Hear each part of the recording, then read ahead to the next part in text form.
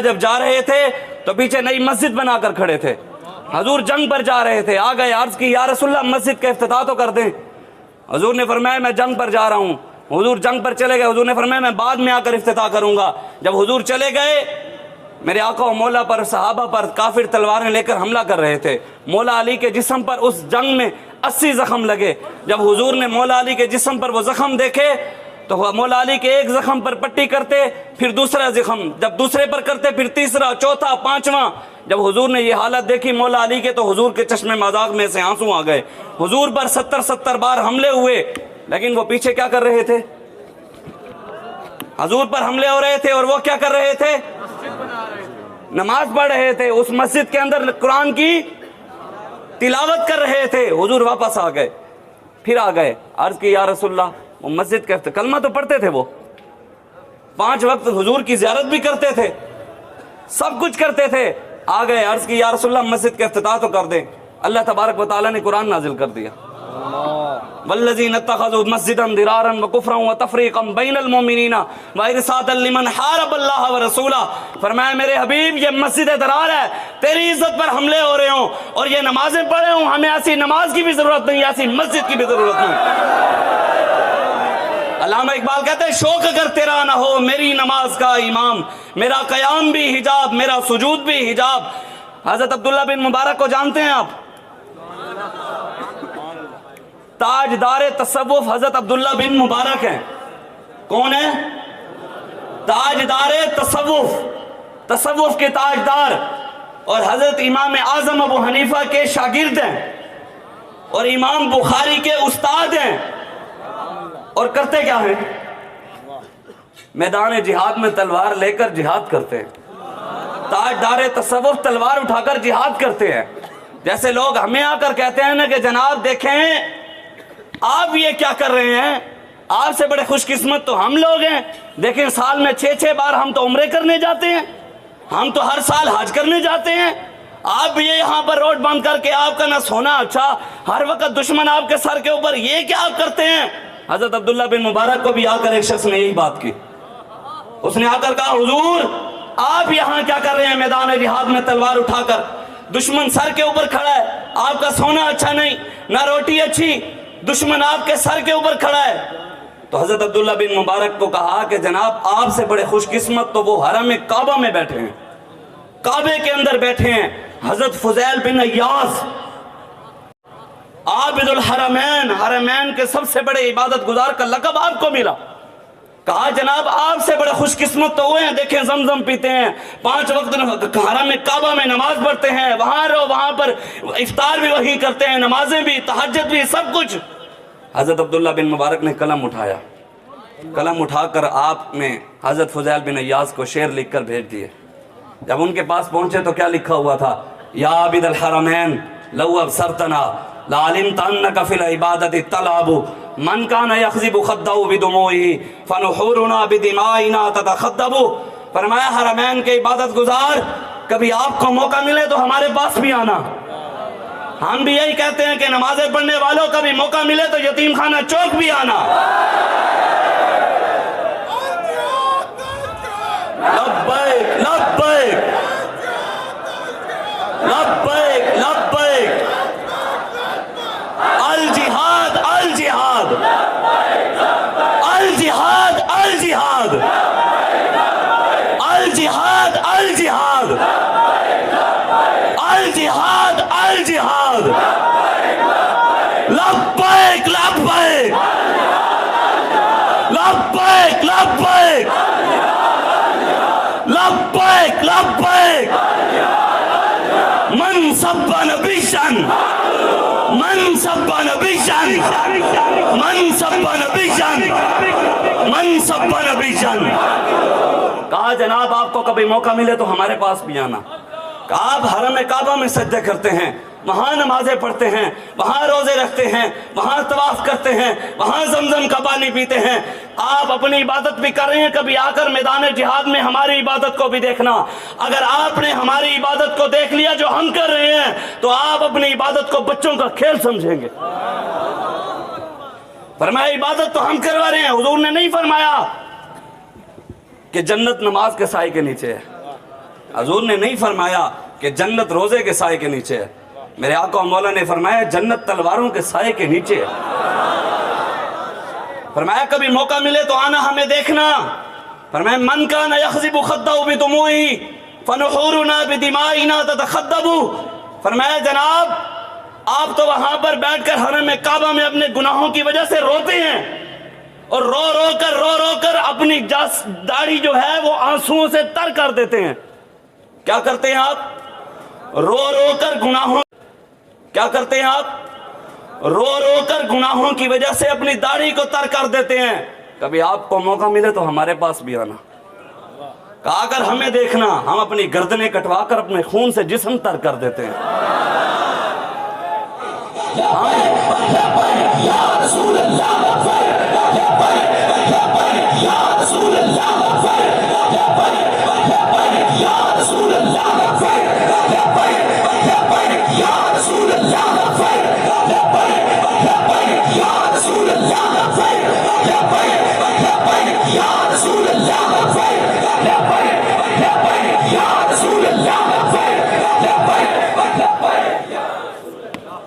علامہ اقبال کہتا ہے نا، جس سے جگر لالا سے ٹھنڈک ہو وہ شبنم، دریاؤں کے دل جس سے دہل جائیں وہ طوفان۔ اقبال کہتا ہے مومن کی ہمیں کوئی نہ کہے کہ یہ شدت پسند ہے، ہمیں کسی کی ضرورت بھی نہیں، نہ ہمیں کوئی کہے۔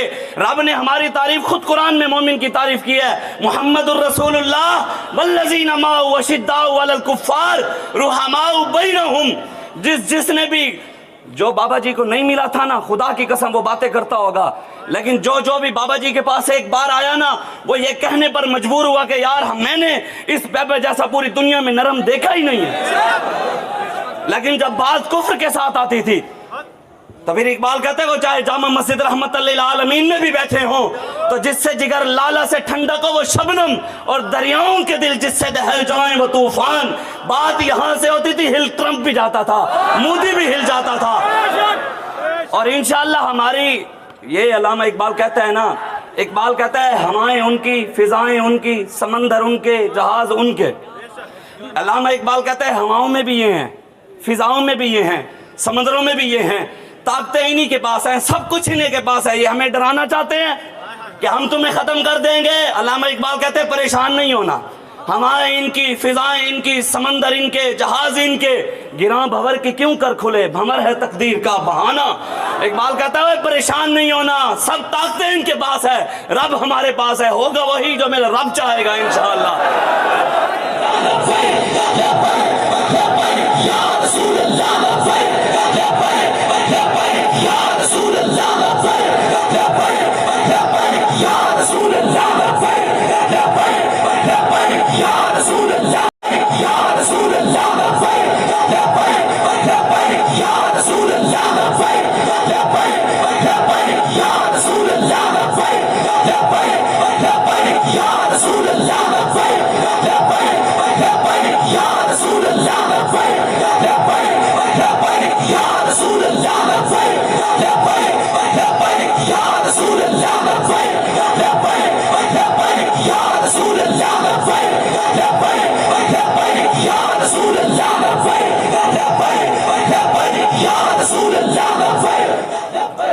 حضرت عبداللہ بن مبارک نے حضرت فضیل بن ایاز کو جو آخری شعر لکھا، آپ نے فرمایا جناب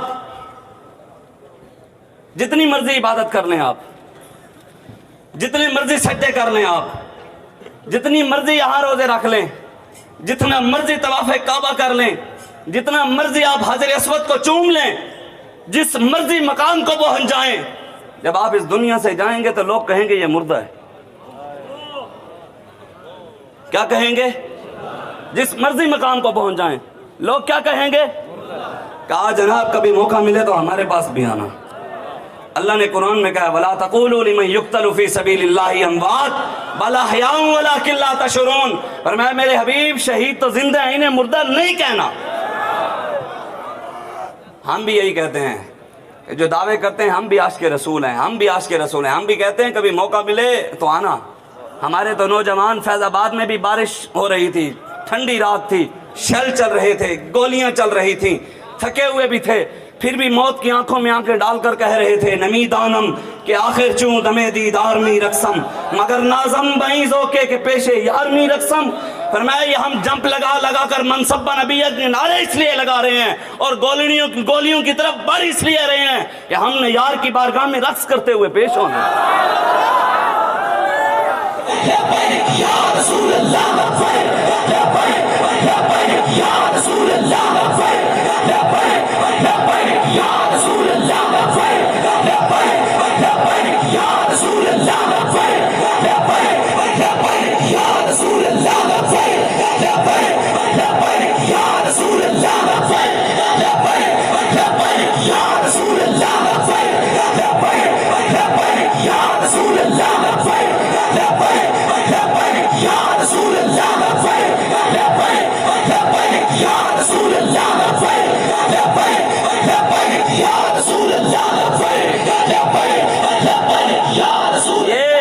بخاری شریف کی یہ بخاری شریف کی حدیث ہے، بخاری شریف کی حدیث ہے۔ میرے آقا مولا صلی اللہ علیہ وآلہ وسلم نے ارشاد فرمایا کہ مسلمان کسی کے ساتھ وعدہ کرے پھر اس وعدے کو پورا نہ کرے، وعدہ کرے پھر اس کو پورا نہ کرے، حضور نے کیا ارشاد فرمایا سنیں، حضور نے فرمایا وَمَن لَّمْ يَفْعَلْ ذَلِكَ فَعَلَيْهِ لَعْنَةُ اللَّهِ وَالْمَلَائِكَةِ وَالنَّاسِ أَجْمَعِينَ۔ حضور نے فرمایا اس پر اللہ کی بھی لعنت ہے، فرشتوں کی بھی لعنت ہے اور سارے دنیا کے لوگوں کی بھی لعنت ہے۔ آگے کیا فرمایا؟ آگے بھی ہے لا يقبل اللہ صرفا ولا عدلا۔ حضور نے فرمایا اللہ نہ اس بندے کی کوئی فرض نماز قبول کرے گا نہ ہی کوئی نفل نماز قبول کرے گا۔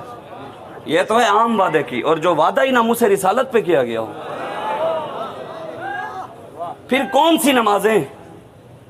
اب سیرت النبی کانفرنس کروا کر، رحمت للعالمین کانفرنس کروا کر تم کہتے ہو کہ حضور تو رحمت للعالمین تھے، حضور نے تو وہ جی حاتم طائی کی بیٹی کے سر پر چادر رکھ دی تو حضور نے تو دیکھو جی اتنے حضور رحمت للعالمین۔ میں نے کہا جناب وہ میں سناتا ہوں تو آپ سب نے سنا ہوا ہے کہ جناب ساری زندگی آپ نے انگریزوں والا دین سنا ہے، ان کو راضی کرنے والا، اور بابا جی نے ہمیں آ کر دیا خالص۔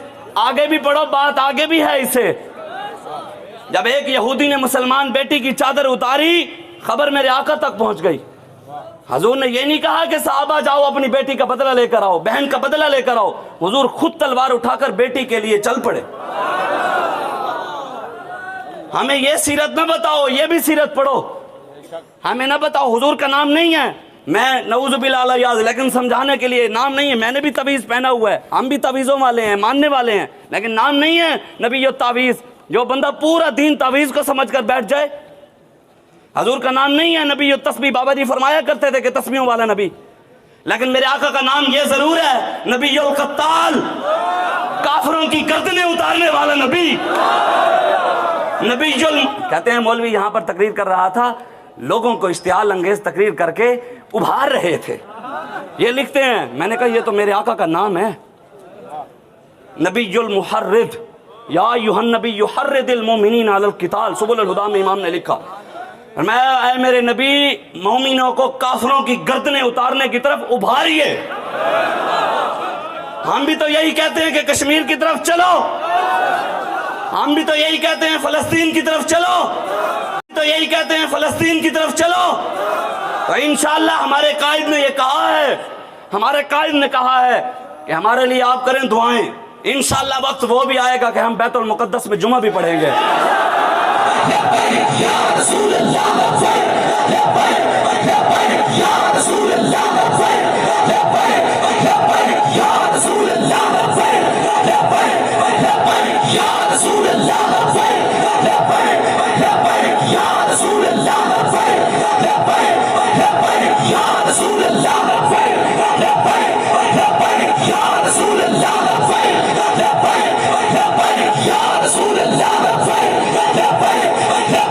یا رسول اللہ۔ یہ کوئی مسئلہ نہیں ہے۔ قیامت والے دن حضور نے فرمایا ساری دنیا اللہ تبارک و تعالیٰ کے جلال کی وجہ سے 200 سال تک، نبیوں سے لے کے قیامت تک سارے 200 سال تک سر جھکا کے کھڑے ہوں گے رب کے جلال کی وجہ سے۔ اور حضور نے فرمایا سب سے پہلے میں اپنی پگڑی اتار کر اپنی امت کی شفاعت کروں گا، اور یہ میں نے پہلے بھی پڑھتا ہوتا ہوں کہ بروز حشر شفاعت کریں گے چن چن کر. خدا کی قسم ہم تو روزانہ یہ کرتے ہیں کہ یا اللہ ہمارے گناہوں کو معاف فرما. ہم جو نیت یہاں لے کر بیٹھے ہیں یا اللہ ہمیں اس مقصد میں ناموس رسالت کے مقصد کے لیے بیٹھے ہیں اور اسی مقصد میں کامیاب فرما, ذاتی مقاصد کے لیے نہیں. یہ تو بابا جی فرماتے تھے نا, امام حجر ابن عسقلانی کا فرمان اذ فرق بین موتہ و حیاتہ فی. حضور اپنی امت کی نیت سے بھی واقف ہیں. ہم جو نیت لے کر بیٹھے ہیں حضور وہ بھی جانتے ہیں. جو یہاں 2 نمبری کے لیے کھڑے ہیں وہ حضور اس کو بھی جانتے ہیں. بروز حشر شفاعت کریں گے چن چن کر. ہر ایک غلام کا چہرہ حضور جانتے ہیں اور ہر ایک منافق اور مخبر کا چہرہ بھی حضور جانتے ہیں. سب کو حضور جانتے ہیں. انشاءاللہ کوئی مسئلہ نہیں. جو آج ہمارے تماشے دیکھتے ہیں ہم تو انشاءاللہ بابا جی فرماتے تو اسی تو تماشے لان واسطے تیار ہیں. ہاں نا, ہم تو ناموس رسالت کے پہرے دیارے کے لیے ہیں, لیکن جو آج تماشے دیکھتے ہیں تم تو چھپ کر دیکھتے ہو. قیامت والے دن ہم سینہ چوڑا کر کے تمہارے تماشے دیکھیں گے انشاءاللہ. نور آنکھوں میں تو چہروں پہ اجالے ہوں گے, مصطفیٰ والوں کے انداز نرالے ہوں گے. بس ہم نے بس آخری بات, میں کبھی بھی ہم نے سنا تھا, بابا جی سے سنتے تھے, بابا جی فرماتے تھے کہ حضرت خالد بن ولید ایسے چلے.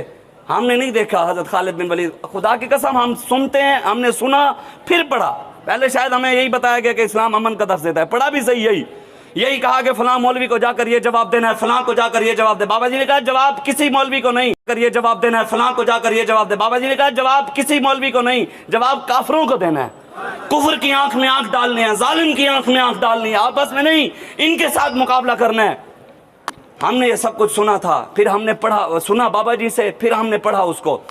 ہم صرف بابا جی سے سنتے ہیں, تقریر سنتے ہیں بابا جی کی, حضرت خالد بن ولید کی چال, حضرت ابو دجانہ کی چال جو ہمیں بابا جی سناتے تھے. پھر ہمارے قائد نے وہاں پر کھڑے ہو کر ایک جگہ پروگرام میں گئے تو وہاں نے قائد نے فرمایا کہ بابا جی جو چل نہیں سکتے تھے لیکن میں تمہیں چل کر دکھاتا ہوں. تقریر کے اندر وہ ویڈیو موجود ہے کہ جب ہمارے قائد نے وہ چال چل کر دکھائی, وہاں پر دکھائی اور عملی طور پر 2 جولائی کو بھی کر کے دکھایا. اس لیے پھر پیشی پر بھی نہیں لائے. ہوں کیمرے تے دکھانا ہے, کوئی مسئلہ نہیں, آنا ضرور ہے وقت انشاءاللہ. ہاں بابا جی فرماتے تھے جنہ دے مقام بڑے انہاں دے امتحان بڑے. بس ہاں انشاءاللہ ہم نے اپنے قائد کا ساتھ دینا ہے. آپ بتائیں, ہتھ کڑی لگی ہوئی ہو, 3 مہینے بعد باہر نکلے ہوں اور ظلم و تشدد بھی کیا ہو, چادر 4 دیواری کا تقدس بھی, 27 جوان بھی شہید, سب کچھ. 2 جولائی کو 2900 پولیس والے, 60 SHO, 22 DPO, 6 SP اور 1 نوجوان ہتھ کڑیاں لگا ہوا. پھر عملی طور پر کر کے دکھایا. وہاں تو تھا نا صرف تقریر, جیسے ہم چلو سٹیج پہ کر لیتے ہیں, تقریر علماء بھی کرتے ہیں سٹیجوں پہ اور بات, لیکن وقت آیا تو کر کے بھی دکھایا. سینہ چوڑا کرتا ہوا ہمارا قائد یوں چل کر نہیں آیا.